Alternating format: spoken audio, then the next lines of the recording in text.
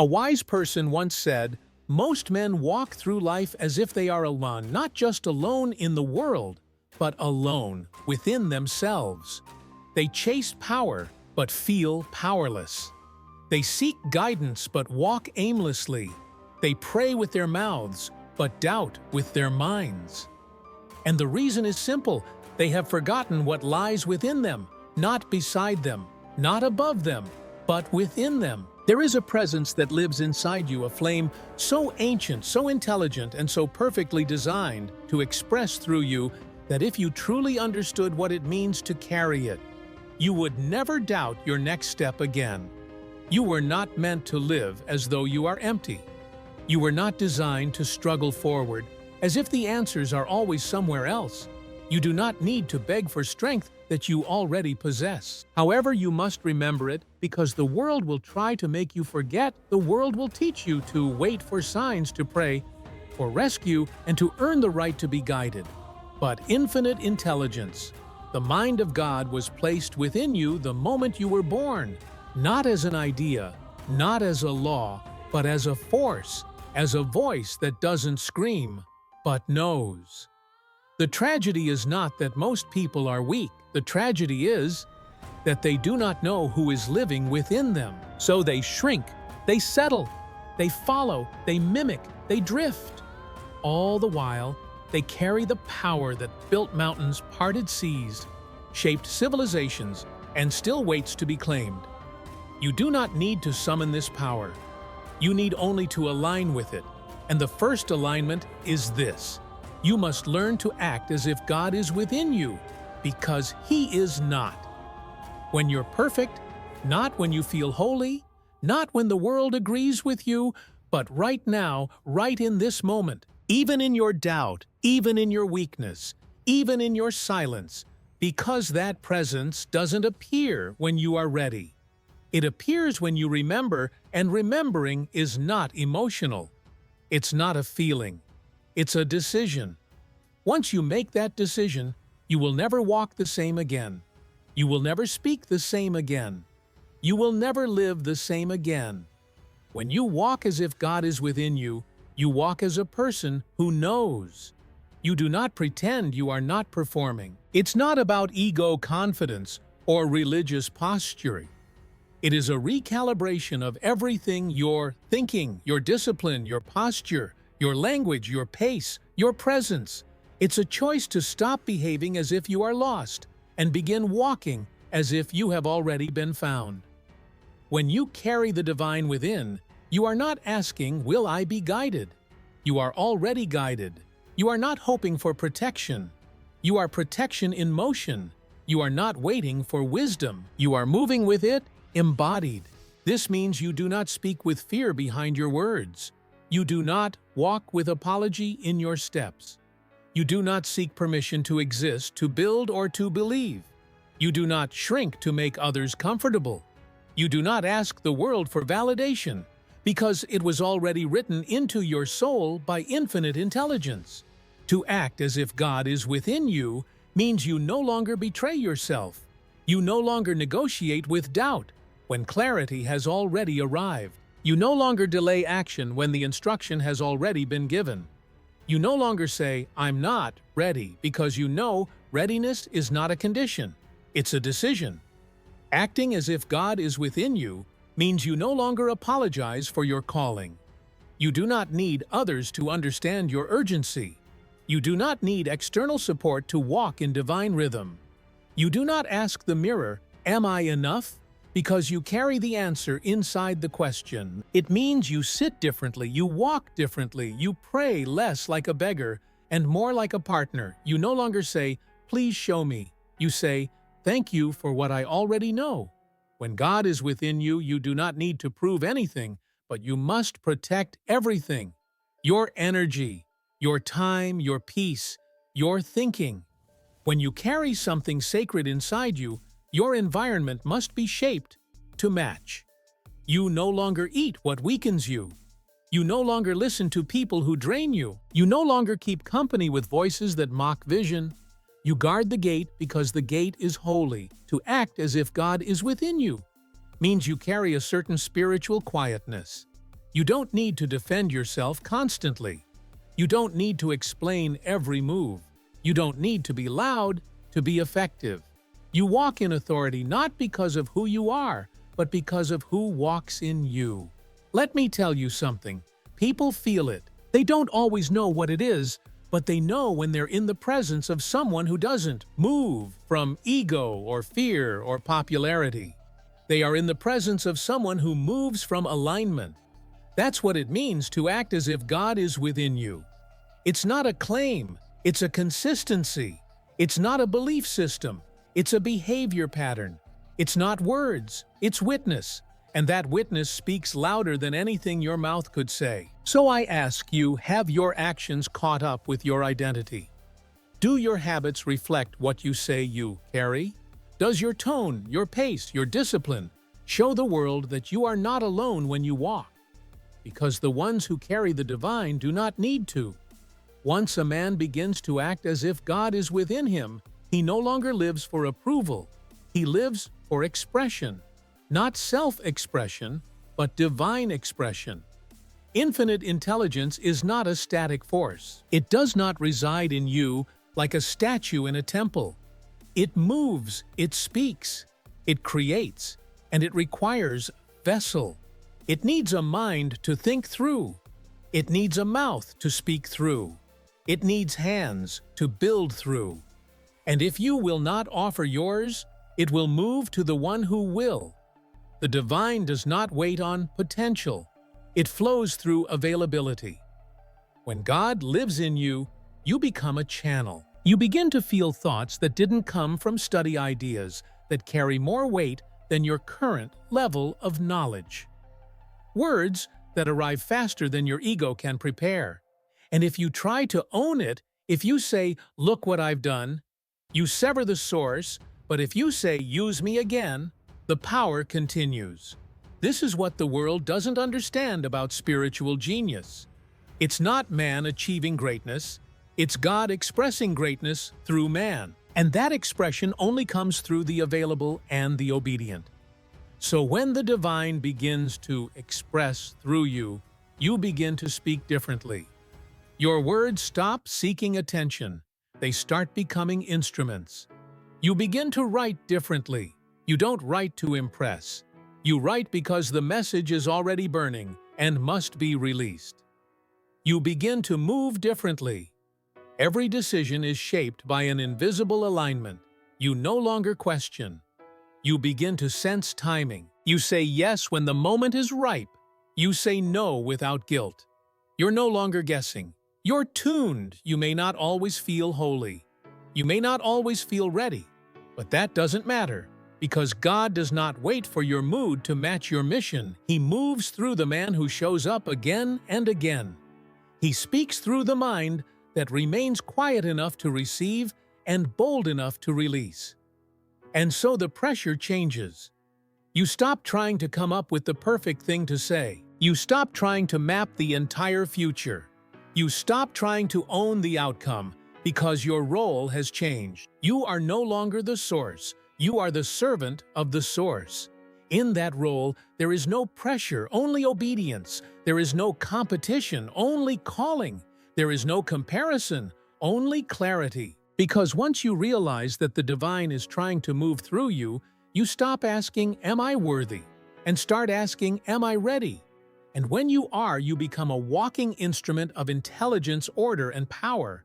Not loud, not showy, not self-important, but so steady, so certain, so aligned that even your silence starts changing rooms.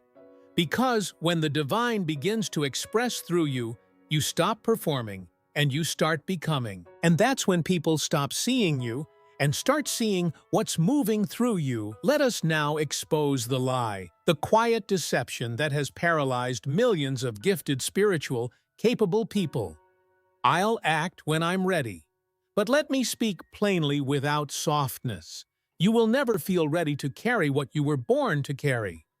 Why? Because divine assignments do not arrive at your level of comfort.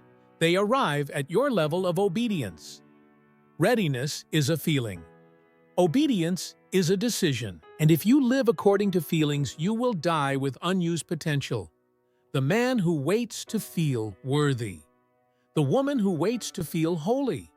The mind that waits to feel qualified misses the moment, because the divine never gave you instruction based on your mood, it gave it based on your alignment, and when that alignment is felt, you must move immediately. You don't act because you understand. You don't act because you feel perfect. You act because the signal was given, and the signal is not sent twice. Every calling arrives with a short-lived gate, a spiritual window, and those who act inside the gate become instruments of power. Those who delay watch the window close not out of punishment, but because momentum was passed on to the one who moved. You must stop negotiating with your emotions. You must stop waiting for your circumstances to confirm your calling. You must stop assuming that God will delay His plan until your insecurities are satisfied, because He will not. The moment you receive the inner knowing that this is the time, that this is your message, that this is your opportunity, you are accountable. And the man who delays that accountability, who says, maybe later, who says, when I feel more confident, who says, when I have more proof, has already disqualified himself from the anointing. Because power flows through the ready, not the perfect. And readiness is not what you feel, it's what you decide. So I ask you, are you waiting for more signs? Are you holding back your voice because you fear being misunderstood? Are you withholding action because you haven't figured out step 5 when step 1 is still undone? Are you still asking for confirmation after being shown what to do again and again? If so, understand this. You do not lack clarity. You lack commitment to what is already clear. And clarity without commitment is torment. You will feel it every morning. The knowing, the pull, the guilt, the ache. Not because you're cursed, but because you are chosen and ignoring the call. Do not ask for the calling to come again. Act on the one that already came, because the divine does not waste energy. It will not keep giving instruction to a mind that waits for emotional alignment. First, the moment you say yes, without full understanding, without full preparation, that is when everything begins to align. Resources begin to arrive. Confidence builds in motion. Power flows to your hands because they're already moving. And the fear that ruled you starts falling away. Not because it disappears, but because it cannot keep up with your pace. You must act before you feel ready, because readiness is the reward of obedience, not the prerequisite. Move first, and everything you thought you needed will begin to meet you on the path, because that's how the divine works. Faith is not proven by stillness. Faith is proven by motion. So I say to you one final time in this chapter, do not wait until your hands stop shaking. Move while they're shaking. Do not wait until your voice feels steady. Speak while it trembles, because the man who obeys in his fear will one day walk in such power that fear will no longer recognize him. There is a kind of power that cannot be faked. It does not come from wealth. It does not come from titles. It does not come from how many listen when you speak. It comes from who you are before you open your mouth, from the weight you carry in silence. And that weight, true weight, only comes when a man has remembered that God is within him. Most people raise their voices to be heard. The man who walks with inner authority speaks softly and still. Everything leans in. He does not need to sell himself. He does not need to be validated. He does not need to prove that he belongs because he already knows. This kind of man does not speak to impress. He speaks when necessary. He listens more than he talks. He does not enter every debate. He does not explain truth to those committed to misunderstanding it. He does not wrestle with noise, because noise is no match for presence. And presence is not the result of charisma. It is the consequence of alignment. The more aligned you are with what lives inside you, the less desperate you become to be seen on the outside. You carry spiritual gravity. People feel it when you walk into a room. They cannot define it, but they respect it. They sense that your confidence doesn't come from preparation, but from possession. You are possessed not by fear, but by purpose, not by performance, but by presence, not by needing to be known, but by being already known by the one who lives within you. This is why the man who walks with God inside no longer acts like he's searching. He walks like he is phoned. Not everything, but the one thing that shapes all others. His confidence is not loud. It is calm. It is anchored. It cannot be bought. It cannot be faked.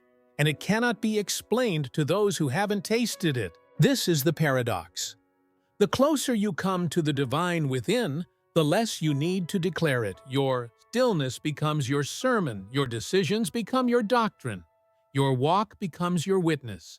Because when you no longer need to convince the world of your power, the world starts responding to you in ways it never did before. Opportunities flow faster. Opposition feels weaker. Criticism shrinks in importance, and peace becomes your constant environment. Not because life is easy, but because you're steady. Confidence is not noise, authority is not volume, and spiritual alignment does not scream. It moves differently. It pauses, it breathes, it speaks when it's time, and not a second earlier. It answers when it's called, but never chases applause. It builds slowly, but what it builds lasts forever. So if you are still trying to be loud enough to be respected, still trying to outwork your insecurity, still trying to prove you carry something valuable, stop, be still, be consistent, be faithful to what you already carry. Because the loudest man in the room is not the most powerful. The most powerful man in the room is the one whose silence makes others uncomfortable, because it reminds them of what they've forgotten within themselves. Let them feel it. Let them notice your calm. Let them misunderstand you, mislabel. You misjudge your restraint. You are not here to impress. You're here to embody. And once you do, your silence becomes louder than their performance ever could. Let's stop for a moment. You say you want to walk in power. You say you want to live with conviction. You say you're waiting for the right time to begin acting like God is within you. But tell me what happens when you forget. Not in theory, I mean in your real life. What happens when you wake up and don't remember who you are? You shrink. You second guess. You rehearse conversations that haven't happened yet. You let one comment from a small person shape your entire sense of worth. You scroll your mind instead of commanding it. You look in the mirror, not for vision, but for permission. You start asking weak questions like, am I ready? What if I'm wrong? What if they think I'm too much? Who do I think I am? And that's the moment you've already lost. Not because the world is against you, but because you've stepped out of alignment with what lives inside you. The shrinking happens fast. It starts in your posture, then it moves to your voice, then it touches your decisions, and soon you are no longer living. You are surviving, managing, maintaining, drifting, and you'll justify it. You'll say things like, I'm just being humble. I don't want to be arrogant. Maybe I should wait until I'm more experienced. I'm just tired right now. But deep down, you know the truth. You're not tired. You're disconnected. You forgot. You forgot that you carry something infinite. You forgot that silence doesn't mean absence. You forgot that confidence isn't noise. It's remembering who sent you. And in that, forgetting you trade your fire for fog. Let me show you what that looks like in real life. You had the idea, but you didn't act. You felt the nudge to call, but you let the fear of awkwardness win. You had the urge to build, but you waited for more resources. You had the strength, but you shrunk yourself to fit their expectations. You heard the inner yes, but you asked for 3 more confirmations just to be safe. And now you're restless. You're replaying everything. You're exhausted not from action, but from delaying action. Because nothing drains a soul faster than knowing what to do and doing nothing. This is what forgetting looks like. It's not dramatic. It's quiet, subtle, daily deadly. And that's what the enemy of your life wants. Not to destroy you with one blow, but to erode you slowly by making you forget what's already inside you. So how do you stop shrinking? You remember. You remember by how you sit by, how you speak to yourself when no one's listening, by how you respond when fear shows up knocking at your door, by how quickly you act when that divine urge stirs something in your chest. You remember in your behavior. Because belief is nothing without embodiment. You cannot claim to walk with God and still crawl through life like you are powerless. So if you've been shrinking, if you've been hiding, hesitating, apologizing for your own fire, this is your wake-up call. Stand up, speak. Slower, breathe deeper. Start the project, say no with your chest, and walk into the next room like you're not the only one walking in, because you're not. And the moment you remember who lives within you, the shrinking stops. And the world has to make room for a version of you it hasn't seen in a very long time. There is a way a man walks when he is empty. And there is a way he walks when he knows he's not alone. When a man walks with nothing inside him, he flinches, he hesitates, he over-explains. He watches others before deciding what to be. He responds to pressure instead of applying it. And worst of all, he follows a path made for someone else. But the man who walks as if God is within him doesn't just walk differently, he moves the air around him. He doesn't ask for permission to take up space. He doesn't announce his presence. He is his presence. When he enters a room, people notice, not because he's loud, but because he's undeniable. He doesn't wear power like a costume. He wears it like skin, natural, necessary, effortless. You see, the man who walks as if he is not alone doesn't move with arrogance. He moves with authority. And there's a difference. Arrogance says, "Look at me." Authority says, "I see clearly. I move accordingly." Arrogance inflates itself. Authority is grounded, certain, silent, dangerous in its stillness. When you walk as if God is within you, you slow your pace. Not because you're lazy, but because you don't chase anything anymore. You stop running from silence. You crave it because silence is no longer empty. It's where the next instruction lives. You speak with intention. Fewer words, more weight, no fluff, no insecurity. Hiding behind the tone, you look people in the eye not to challenge, but to reveal. I'm not here alone. You stop apologizing for your presence. You stop shrinking to be accepted. You stop asking, "Is this okay?" You start living like you've already been sent. This is what happens when the God within becomes not just an idea, but an atmosphere. You create inner gravity. You attract what is aligned. You repel what isn't. You carry peace that no storm can touch because you don't draw from the outside world anymore. You walk as if the voice that made galaxies also walks with you. And once that becomes real, you don't look for signs. You become the sign. So the next time you walk into a meeting, into a decision, into a conversation that used to shake you, remember who's with you and walk like it. No more looking around to see what others are doing. No more searching for the right vibe to match. No more giving your power away to the loudest voice in the room. You walk with the quiet power of a man who knows, "I am not alone. I never have been. And everything I need to say, build, become, is already in motion within me."